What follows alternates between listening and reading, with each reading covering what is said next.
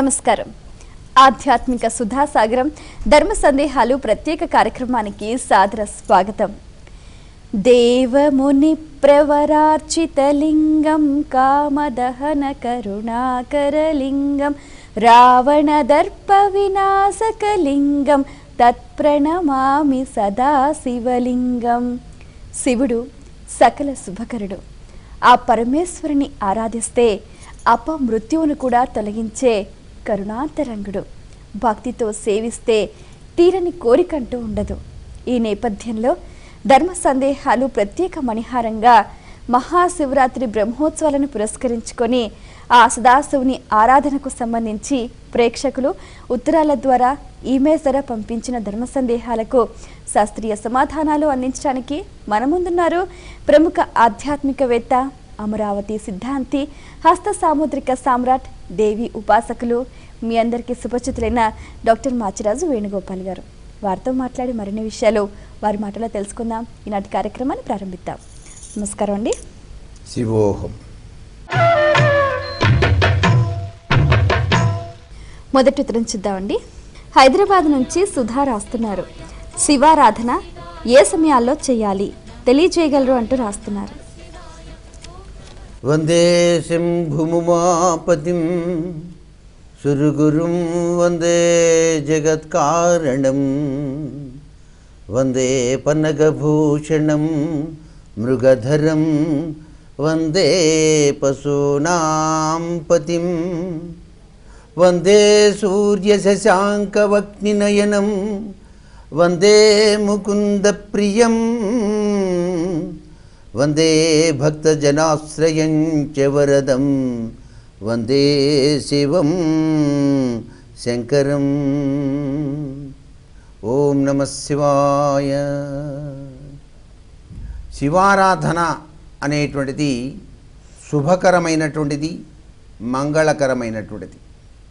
నిత్యం కూడాను ప్రతి ఒక్కరూ కూడాను ఉదయం పూట కానీ లేక సాయం సంధ్యా సమయాల్లో కానీ ప్రదోష వేళలో తప్పనిసరిగా శివార్చన చేసేటువంటి ప్రతి వ్యక్తికి కూడాను ఆగామి సంచిత ప్రారబ్ధ కర్మలు తొలగించబడి ఆశుతోషుడైనటువంటి ఆ పరమేశ్వరుని యొక్క దివ్యవంతమైన అనుగ్రహ కటాక్ష వీక్షణాల్ని పొందటానికి ఆస్కారం ఉంటుంది. అయితే ఈ శివారాధనలో చాలా విశిష్టవంతమైనటువంటి ప్రభావాన్ని కలిగించేది ప్రతి మాసం కూడాను మనకి మాస శివరాత్రి అని వస్తుంది. అది అమావాస్యకి ముందు రోజు చతుర్దశి తిథి నాడు.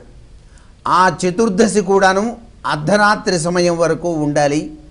అలా ఉన్న రోజున కనుక ప్రదోష వేళ పరమేశ్వరుణ్ణి ఏకాదశ ద్రవ్యాలతో గనక అభిషేకార్చన చేసి త్రికరణ శుద్ధితో గనక స్వామిని ఆరాధన చేసినట్లయితే సకలైశ్వర్య ప్రదాయకుడైనటువంటి ఆ స్వామి ఐశ్వర్యకారకాయ నమః అంటూ సమస్త కోరికల్ని కూడాను నెరవేర్చి తీరుతాడు అని అర్థం.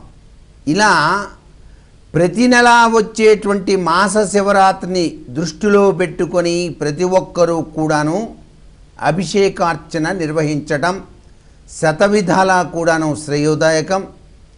లేక ప్రతి సోమవారాలు కూడాను ఉదయం నుంచి సాయంత్రం వరకు కూడా ఉపవాసం ఉండి శివార్చన గనక చేసినట్లయితే ఆ వ్యక్తి జీవితంలో పరమేశ్వరుడు అనుక్షణం కూడాను కంటికి రెప్పలా కాపాడి రక్షిస్తాడు అని చెప్పేసి శాస్త్రం.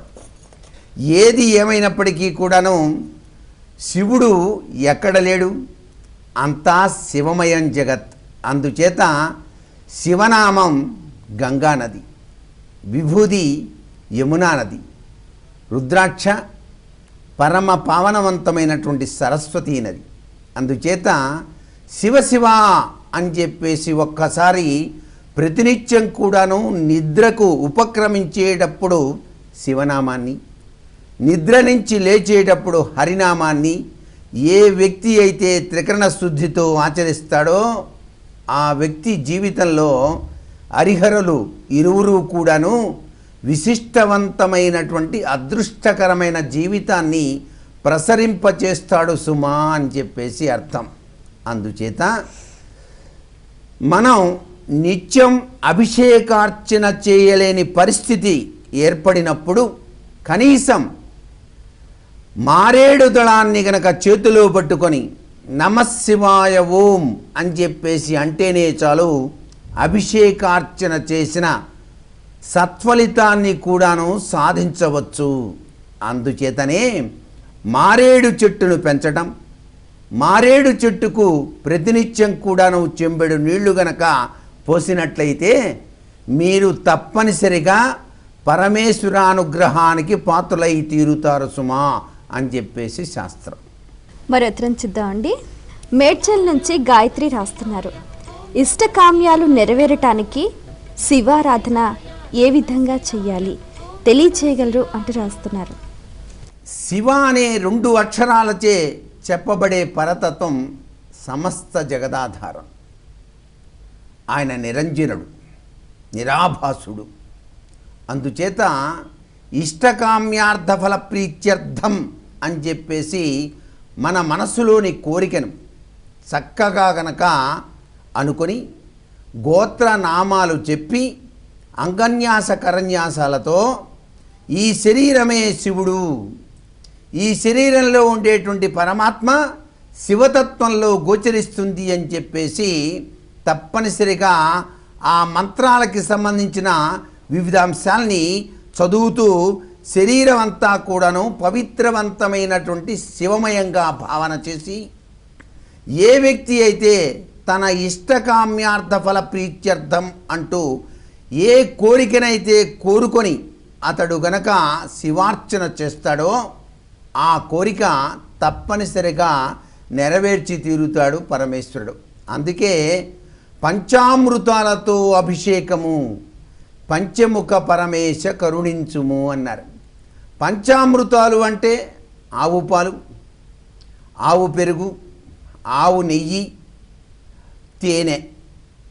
ఇలా ఈ పంచామృతాలతో ఎవరైతే అభిషేకం చేస్తారో పాల వలన ఐశ్వర్యం, పెరుగు వలన సిరి సంపదలు, ఆవు నెయ్యి వలన ఆరోగ్యం, తేనె వలన వివిధ అష్టైశ్వర్యాలు కలుగుతాయి. అంతేకాకుండా వివిధ రకాలైనటువంటి పదార్థములను ఉపయోగించి అభిషేకం చేయటం వల్ల పరమేశ్వరుడు ఆయా కోరికలను నెరవేరుస్తాడు, సిద్ధింపచేస్తాడు అని చెప్పేసి మనకు శివమహాపురాణం తెలియజేస్తోంది. మాకు ఏ కోరికలు లేవండి, మోక్షం ఇస్తే చాలు అని చెప్పేసి భావించేవాళ్ళు విభూతితో స్వామివారిని అభిషేకార్చన చేయాలి.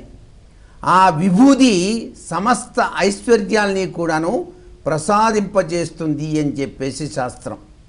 ఈ కలియుగంలో ఏ వ్యక్తి అయితే పార్థివలింగోపాసన చేస్తాడో, పార్థివము అంటే పుట్టమన్నుతో చేసినటువంటి లింగం, ఆ లింగాన్ని ఉంచి నమక చమక పారాయణాదులతో నమస్తేస్తు భగవన్ విశ్వేశ్వరాయ మహాదేవాయ త్రియంబకాయ త్రిపురాంతకాయ కాలాగ్నిరుద్రాయ నీలకంఠాయ మృత్యుంజయాయ అంటూ నమశివాయ ఓం అని అభిషేకార్చన చేసిన చాలు తప్పనిసరిగా ఆయా విశిష్టవంతమైనటువంటి ద్రవ్యాల వలన ఈ వ్యక్తికి ఏ ఇష్టకామ్యార్థ సిద్ధ్యర్థం చేస్తున్నాడో ఆ యొక్క కోరికలను సిద్ధింపచేస్తాడు. కాబట్టే ఈశ్వరుడు ఐశ్వర్యకారకుడు అని చెప్పేసి శాస్త్రం. మనకి మామిడి పళ్ళు వచ్చేటువంటి సమయం, ఈ మామిడి పండు రసంగా చేసి పరమేశ్వరుడికి అభిషేకం చేస్తే వివాహాది శుభకార్యాలు నెరవేరుతాయి. అలాగే ఖర్జూర పండ్ల రసంతో గనక స్వామివారిని అభిషేకం చేస్తే సర్వశత్రువులు కూడాను నాశనమైపోతారు అని చెప్పేసి, పరమ పవిత్రవంతమైనటువంటి గంగాజలంతో కనుక అభిషేకం చేస్తే పరమైశ్వర్యము, ఆరోగ్యప్రదం కూడాను. ద్రాక్షరసం, చెరకు రసం ఇత్యాది రసాలతో స్వామిని అభిషేకం చేస్తే ఇష్టకామ్యార్థ సిద్ధి, భూలాభం, చక్రవర్తిత్వం వచ్చి తీరుతుంది సుమా అని చెప్పేసి కూడా శాస్త్రాల్లో చెప్పారు. అన్నిటికన్నా విశిష్టవంతమైనటువంటి ఆరాధన మానసిక ఆరాధన. మనస్సులోనే పరమేశ్వరుని ధ్యానం చేస్తూ అభిషేకం చేస్తున్నట్టుగా భావన చేసి ఏ వ్యక్తి అయితే నమఃశివాయ ఓం, శివోహం సచ్చిదానందం అని చెప్పేసి భావన చేస్తాడు, ఆ వ్యక్తి జీవితంలో పరమేశ్వరుడు అనుక్షణం కూడాను కంటికి రెప్పలా కాపాడి రక్షిస్తాడు, ఇష్టకామ్యార్థ సిద్ధిని కలిగింపచేస్తాడు. అందుకే ఉచ్ఛ్వాస నిశ్వాసాలని ఆధారంగా చేసుకొని ప్రతినిత్యం కూడాను శివోహం శివోహం శివోహం అంటూ ధ్యానం చేసేటువంటి వ్యక్తి జీవితం అదృష్టకర ప్రభావాన్ని ప్రసాదింపచేసి తీరుతుంది సుమా అని చెప్పేసి. ఉత్తరం చూద్దామండి. నెల్లూరు నుంచి శ్రీకాంత్ రాస్తున్నారు. శివాలయాలకు వెళ్ళినప్పుడు పాటించాల్సిన నియమాలు ఏమిటి వివరించండి అంటూ రాస్తున్నారు. శివాలయానికి వెళ్ళేటప్పుడే తెల్లటి పట్టు వస్త్రములు ధరించడం చాలా మంచిది. పట్టు పురుగు నుంచి సంప్రాప్తమయ్యేటువంటి విధి విధానం పట్టు వస్త్రధారణ, తెలుపు రంగు. ఆయన దిగంబరుడు, పరమేశ్వరుడు. అందుచేత ఈ దిక్కులనే వస్త్రాలుగా ధరించిన వాడు కాబట్టి అందుచేత తెలుపుదనం అంటే ఆయనకు చాలా ప్రీతి. అందుచేత తెలుపు రంగు వస్త్రాలు ధరించి శివాలయ దర్శనం కోసం బయలుదేరాలి. ఈ శివాలయ దర్శనానికి వెళ్ళేటప్పుడు మొట్టమొదటిసారిగా లోపలికి ఆ గాలిగోపురం కింద నుంచి వెళ్ళేటప్పుడే శివనామస్మరణ చేయాలి మనస్సు. ఎప్పుడైతే శివనామస్మరణ చేస్తూ గాలి గోపురం నుంచి లోపలికి వెళ్తామో ఆ గాలి గోపురం పైన నిర్మాణం చేసినటువంటి కలశాల నుంచి ఉత్పన్నమయ్యేటువంటి శివ పరమాత్మ అనుగ్రహ కిరణాల పుంజలు ఈ శరీరం పైన, ఇక్కడున్న సహస్రారం పైన ప్రసరించబడతాయి. శివాలయంలోకి అడుగుపెట్టిన తర్వాత పూర్తిగా శివతత్వంలోకి మనస్సు పయనించాలి. అంతేగాని వేరే ఆలోచనలు ఏవి కూడా రాకూడదు. ఆ శివాలయంలోకి అడుగు పెడుతూనే మొట్టమొదటిసారిగా అక్కడ ఉన్నటువంటి నీటిని తీసుకొని కాళ్ళు చేతులు కడుక్కొని గడప దాటేటప్పుడే శివాయ నమః అని చెప్పేసి ఆ యొక్క స్వామివారి గడప నుంచి నమస్కృతాంజలి గడించి లోపలికి వెళ్ళాలి. అలా లోపలికి వెళ్ళిన తర్వాత ప్రతి ఒక్క శివాలయంలో కూడాను గ్రహ నక్షత్రమాలికాధరుడైనటువంటి పరమేశ్వరునికి ప్రీతివంతమైనటువంటి నవగ్రహాల యొక్క మండపం ఉంటుంది. ఆ మండపం దగ్గరికి వెళ్ళి 9 ప్రదక్షిణాలు ఆచరించాలి.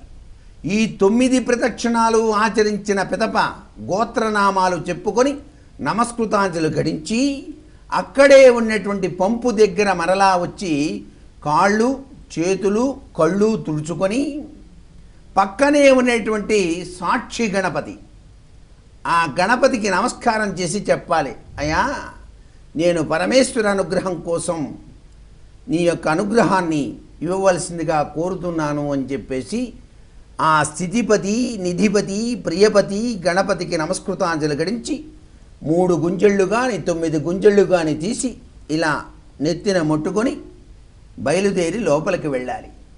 లోపలికి వెళుతూ గంట ఒక్కసారి అలా కొట్టాలి. ఆ గంట కొట్టినప్పుడండి ఆ ఘంటానాద శబ్దం నుంచి ఓంకారం వినపడుతుంది. ఆ ఓం అనేటువంటి తత్వాన్ని మనస్సునంతా నింపుకొని ఓం ఓం అంటూ లోపలికి అడుగు పెట్టాలి. అడుగు పెట్టగానే పరమేశ్వరుడికి ఎదురుగా నందీశ్వరుడు కూర్చొని ఉంటాడు. ఆ నందీశ్వరుని దగ్గరికి వెళ్ళి నమస్కృతాంజలి గడించి నందీశ్వర నమస్తుభ్యం సాంబానంద ప్రదాయక నేను పరమేశ్వర దర్శనార్థం వచ్చాను స్వామి, నా గురించి స్వామివారికి తెలియజేయవలసింది అని చెప్పేసి తమ యొక్క గోత్రనామాన్ని, తమ యొక్క కోరికను చెప్పుకొని నమస్కృతాంజలి గడించి నందీశ్వరుడికి మధ్యలో కాకుండా పరమేశ్వరుని దర్శించడానికి పక్క నుంచి వెళ్ళి పక్కగా నిలబడి ఆ పరమేశ్వరుణ్ణి అలా కనులారా వీక్షించాలి. కనులు మూయకూడదు. ఏ దేవాలయానికి వెళ్ళినా, ఏ దేవతను చూసినా, దేవుణ్ణి చూసినా భగవంతుడు మనకు కనులు ఇచ్చింది ఆ స్వామి యొక్క దివ్యామృత తత్వాన్ని కనుల నిండా నింపుకొని చూడటానికి. కాబట్టి చక్కగా కనులు తెరిచి చూడాలి. హరహర మహాదేవ శంభో శంకర అంటూ శివ శివేతి శివేతి శివేతి వా భవ భవేతి భవేతి భవేతి వా హరా హరేతి హరేతి హరేతి వా భజ మనః శివమేవ నిరంతరం అంటూ మొట్టమొదటిసారిగా మీ చూపు లింగము యొక్క ప్రథమ భాగమైనటువంటి బ్రహ్మభాగం దగ్గరికి వెళ్ళాలి, పానవట్టం దగ్గరికి. తరువాత తప్పనిసరిగా విష్ణు భాగం మధ్య భాగం, చివరి భాగం రుద్రభాగం. అందుచేత ఈ మూడు భాగాల్ని కలిపి నమఃశివాయ నమఃశివాయ నమఃశివాయ అంటూ నమస్కృతాంజలు ఘటించి మీకు తెలిసిన విధంగా ఆ స్వామిని కీర్తన చేయాలి. లింగార్చనకు మించినటువంటి మహోన్నతమైనటువంటి అర్చన మరొకటి లేదు. శివుడు అభిషేక ప్రియుడు కాబట్టి చెంబెడు నీళ్లు స్వామివారి పైన పోసినా చాలు ఆశుతోషుడు అభయంకరుడు తన దివ్యవంతమైన అనుగ్రహ కటాక్ష వీక్షణాలని ప్రసరింపచేస్తాడు. కాబట్టి ఆయనకు ఇష్టమైనటువంటి తుమ్మి పువ్వు, ఆయనకు ప్రీతివంతమైనటువంటి మారేడు దళం, ఇవన్నీ కూడా స్వామికి సమర్పించి హృదయపూర్వకంగా నమస్కృతాంజలు ఘటించాలి. ఆ నమస్కృతాంజలు ఘటించేటప్పుడు తల వంచి ఈ రెండు చేతులు కూడాను ఇలా పైకి రావాలి. అంతేగాని ఇట్లా పెట్టుకొని ఇట్లా అనకూడదు. ఇలా నమస్కృతాంజలి ఘటించి స్వామి నీ దివ్యవంతమైన అనుగ్రహ కటాక్ష వీక్షణాలని ప్రసరింపజేసి సర్వసంపదల్ని ప్రసాదించు అని ఆరాధన చెయ్యాలి. సర్వసంపదలు అంటే అన్నీ వస్తాయి. అందుచేత ప్రతి ఒక్కరూ తమ కోరికని మాత్రమే కోరుకుంటూ ఉంటారు. సర్వసంపదలు అంటే జ్ఞానం కూడాను దానిలో మిళితమై ఉంటుంది. కాబట్టి ఈశ మహేశ కరుణామయ స్వరూప హరహర మహాదేవ శంభో శంకర అంటూ నమస్కృతాంజలి ఘటించినప్పుడు అక్కడ ఉన్నటువంటి అర్చకుడు నెత్తిపైన తమ యొక్క స్వామివారి యొక్క ఆ శటగోపాన్ని పెట్టినప్పుడు నమస్కృతాంజలి ఘటిస్తూ నమఃశివాయ నమఃశివాయ అనుకుంటూ ఆ మారేడు దళాన్ని చేతిలో తీసుకొని కనులకు అద్దుకొని ఆ మారేడు దళాన్ని తీసుకుని వచ్చి నందీశ్వరుని యొక్క వీపు పైన ఉంచి ఈ యొక్క కుడి చెయ్యి, ఈ యొక్క బొటన వేలు, చూపుడు వేలు నంది యొక్క కొమ్ముల పైన ఉంచి ఈ చేతిని వృషణాల పైన ఉంచి నమఃశివాయ ఓం అని చెప్పేసి గనక చూసినట్లయితే కొమ్ములు మధ్యగా స్వామివారు ఆ పార్వతీదేవితో కూడి నందీశ్వర వాహనుడై వస్తున్నట్టుగా మనసు నిండా తలుచుకొని మనస్ఫూర్తిగా నమస్కృతాంజలు ఘటించి బయటికి రావాలి. ఇలా బయటికి రాగానే అక్కడే ఉన్నటువంటి మండపం దగ్గర కాసేపు కూర్చొని కనులు గనక మూసుకున్నట్లయితే పరమేశ్వరుడు ఈ రెండు కనుల మధ్య భృకుటిలో మీకు కనిపించాలి. అదే శివా అనుగ్రహ దర్శనంగా మీరు భావన చేసి ఈశ మహేశ కరుణించావా తండ్రి అంటూ ఆనంద పారవస్యంతో అక్కడే ఉన్నటువంటి అనేక ప్రాంగణంలో ఉన్నటువంటి వివిధ విగ్రహ సందర్శనం చేసుకొని నమస్కృతాంజలు ఘటించి మనం ఇంటికి రావాలి. చండీశ్వరుడు అని ఉంటాడు శివాలయంలో. ఆ చండీశ్వరుని దగ్గరికి వెళ్ళి మేము ఏవి శివాలయం నుంచి తీసుకుని వెళ్ళటం లేదు అని చెప్పేసి ఇలా ఇలా ఇలా అని చెప్పేసి తమ గోత్రనామాలు చెప్పి నమస్కృతాంజలు గడించి ఇంటికి రావాలి. ఇది శివాలయ దర్శనం వెనకాల దాగిన పరమార్థ లక్షణం. శివాలయంలో ప్రదక్షిణాలు గనక చెయ్యాలనుకుంటే చండీ ప్రదక్షిణమే చెయ్యాలి. ఇది శివాలయ దర్శనంలో దాగిన పరమార్థ లక్షణం. మరి ఉత్తరం చూద్దామండి. నితేష్ బెంగళూరు నుంచి రాస్తున్నారు. శివుడిని ఏ ద్రవ్యంతో అభిషేకిస్తే ఏ ఫలితం లభిస్తుంది తెలియచేయగలరు అంటూ రాస్తున్నారు. అభిషేక ప్రియ శివ. శివుడు అభిషేక ప్రియుడు, సూర్యుడు నమస్కార ప్రియుడు, విష్ణుమూర్తి అలంకార ప్రియుడు.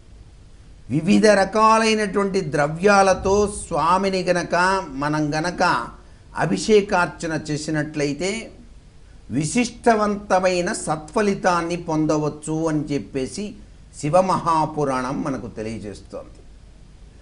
ఒట్టి నీళ్లు, చెంబెడు నీళ్లు గంగగా భావించి అభిషేకం చేస్తే మోక్షం వస్తుంది. పాలతో, ఆవు పాలతో గనక అభిషేకం చేసినట్లయితే ఐశ్వర్య సిద్ధి కలుగుతుంది. ఆవు పెరుగుతో గనక పరమేశ్వరుణ్ణి గనక అభిషేకం చేస్తే ఆరోగ్యాన్ని ప్రసాదిస్తాడు. ఆవు నేతితో గనక అభిషేకం చేస్తే ఇష్టకామ్యార్థ సిద్ధిని కలిగింపచేస్తాడు. కొబ్బరి బోండంతో ఆ నీటితో గనక స్వామివారిని గనక అభిషేకం చేసినట్లయితే సకల సంపదల్ని కూడాను ప్రసాదిస్తాడు. అలాగే ఖర్జూర పండు, చెరకు రసం, ఇక్షు రసం అంటారు, అలాగే ద్రాక్షరసం ఇత్యాది వివిధ పండ్ల రసాలతో కూడినటువంటి సుగంధ పరిమళ ద్రవ్యాలతో కనుక అభిషేకం చేసినట్లయితే భూలాభం, సంపద, కీర్తి, ప్రతిష్టలు ఇవన్నీ కూడాను సిద్ధింపచేస్తాడు ఆ ఆశుతోషుడు. కేవలం నీటిలో విభూది కలిపి హరహర మహాదేవ అని చెప్పేసి కనుక అభిషేకం చేసినట్లయితే మృత్యుంజయ తత్వంలో ఎటువంటి అనారోగ్యాలు లేకుండా చివరి దశ ఎవరి చేత చేయించుకోకుండా ఉండేటట్టుగా వయపరిమాణము తగ్గుతుండెనే నెట్టు తరింతును ఎరుంగనింక భవాంబుది ఎట్లు బ్రోతువో అంటూ ఆ స్వామిని ఓం అని చెప్పేసి ఆ ఓంకార తత్వం మిళితం చేసి త్రయంబకం యజామహే సుగంధిం పుష్టివర్ధనం ఉర్వారుకమివ బంధనాత్ మృత్యోర్ముక్షీయమామృతాత్ అంటూ ఆ యొక్క విభూది నీటితో స్వామిని గనక అభిషేకం చేసినట్లయితే మహామృత్యుంజయుడు కదండి స్వామివారు. ఆయన మంత్రం అమోఘవంతమైంది. పండినటువంటి దోస పండు తన తీగ నుంచి ఏ విధంగా అదంతటా అది ఊడిపోతుందో అలాగే ఈ జీవుడు కూడా చివరి దశలో తన శరీరాన్ని ఆ విధంగానే వదిలేసి పరమాత్మలో ఐక్యమైపోవటానికి ఈ మహామృత్యుంజయ తత్వం చాలా చక్కగా మానవాళికి ఉపయోగపడుతుంది. కాబట్టే ఆ తీరుతెన్నులతో స్వామిని గనక అభిషేకం చేయటం అద్భుతం, అమోఘం, ఆనందం. అలాగే పసుపు నీళ్లతో అభిషేకం చేస్తే సుసంపన్నమైనటువంటి అభివృద్ధి. భార్య కూడాను జీవిత పర్యంతం కూడాను కలిసిమెలిసి సౌభాగ్య సిద్ధితో జీవితాన్ని గడపడానికి ఆస్కారం ఉంటుంది. అమ్మవారు కదా పసుపు అంటే, అందుచేత ఆ తల్లి అనురాగవల్లి యొక్క అనుగ్రహ కటాక్ష వీక్షణాల్ని ప్రసరింపజేయడానికి ఆయన అర్ధనారీశ్వరుడు కాబట్టి పసుపు నీళ్లతో కూడాను స్వామివారిని అభిషేకం చేయవచ్చు. గంధాభిషేకం మానసిక శాంతిని ప్రసాదింపచేస్తుంది. ఇంతటి అద్భుతవంతమైన వివిధ రకాలైనటువంటి పుష్పాలతో అభిషేకం చేస్తే మహాచక్రవర్తిత్వం వచ్చి తీరుతుందని చెప్పేసి శాస్త్రం. అందుచేత అభిషేక ప్రియుడైనటువంటి పరమేశ్వరుణ్ణి మనసా వాచా కర్మణ త్రికరణ శుద్ధితో ఏ వ్యక్తి అయితే అభిషేకార్చన చేస్తాడో ఆ వ్యక్తి జీవితం పరమ పావనం, పరమేశ్వరానుగ్రహం. చాలా సంతోషం అండి. మీ అమూల్యమైన సమయాన్ని కేటాయించి మా ప్రేక్షకుల ధర్మ సందేహాలకు శాస్త్రీయ సమాధానాలు అందించినందుకు ధన్యవాదాలు. సర్వే జనా సుఖినో భవంతు. సరే కదండి, ఇది ఇవాల్టి మన ప్రత్యేక ధర్మ సందేహాలు కార్యక్రమం. మీకు కూడా ఏమైనా ఆధ్యాత్మిక ధర్మ సందేహాలు కలిగితే మా ఈ కార్యక్రమానికి మీ సందేహాల్ని క్లుప్తంగా, సూటిగా, స్పష్టంగా పోస్ట్ కార్డ్పై లేదా ఈమెయిల్ ద్వారా రాసి పంపించండి. మా చిరునామా ధర్మ సందేహాలు, కేర్ ఆఫ్ భక్తి TV, road number 92, Jubilee hills, Hyderabad 5,96,000. మా ఈమెయిల్ ఐడి bhaktihyd@gmail.com. మరో కార్యక్రమంలో మళ్ళీ కలుసుకుందాం. అంతవరకు